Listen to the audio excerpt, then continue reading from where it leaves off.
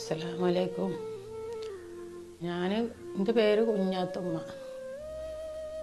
എനിക്ക് ബ്ലോക്ക് വന്നിട്ട് എൻ്റെ കാല് മുറിച്ച് കളഞ്ഞു.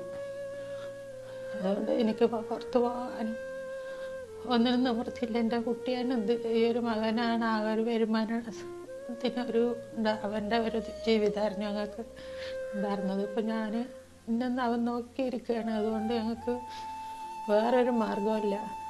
അതുകൊണ്ട് എനിക്ക് ഇനി കാല് വെക്കണം. അതിന് ഞങ്ങൾക്കൊരു മാർഗമില്ല. അത് നിങ്ങളെല്ലാവരും കൂടി സഹായിച്ചു തരണം. ഒരു വീൽചെയറിലിരുന്നിട്ടാണ് ഇപ്പോൾ പുറത്തൊക്കെ ഒന്ന് പോവുകയും